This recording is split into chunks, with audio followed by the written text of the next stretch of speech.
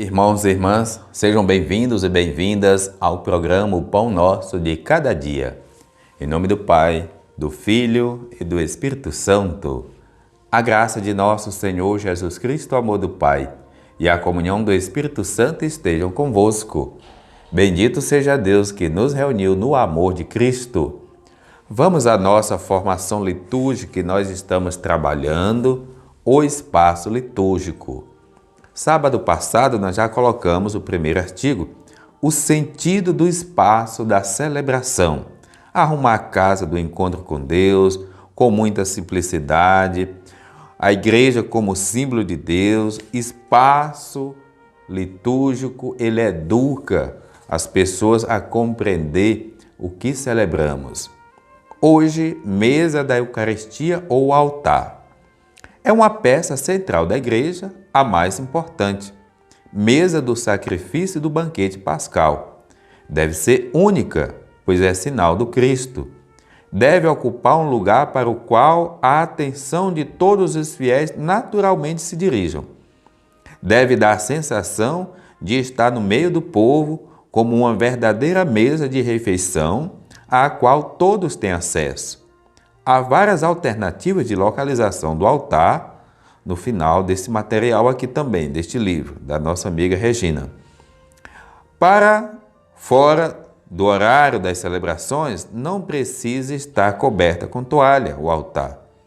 Esta pode ser colocada no início da cerimônia. A toalha deve cair só às laterais, não é para cobrir o altar até o chão. Até porque ele deve ter a sua devida dignidade, para ser mais nobre e não esconder a beleza da peça. Nunca se deve usar toalhas de plástico. Outras orientações práticas. Não se deve encher a mesa de coisa, até mesmo os objetos e elementos da Santa Ceia deve ficar numa mesa auxiliar, a credência, até o começo da oração eucarística. As ofertas em dinheiro e objetos simbólicos devem ser colocados aos pés da mesa da Eucaristia ou numa credência. Também deve-se evitar cadeiras na frente da mesa que possa escondê-la, tirando a sua nobreza. Depois, a colocação de uma pequena arte que ela fez aqui para nós, não sei se você consegue identificar essa arte aqui, que a gente vai explicar o que ela está colocando. Uma proposta para que a gente não tenha o altar apenas como uma mesa tão comum que às vezes chega a se confundir com outras. Aí ela diz assim, no desenho proposto, a base é feita de ferro, pode ser pintada na cor grafite escuro, preto fosco ou marrom, ou pode ser feito um trabalho de pátina, o que confere à peça uma aparência de envelhecida. O tampo é uma madeira maciça, rústica ou não. Pode ser magno, cedro, ipê, peroba, marfim. O melhor é que acompanhe a mesma cor e madeira das demais peças, até mesmo dos bancos.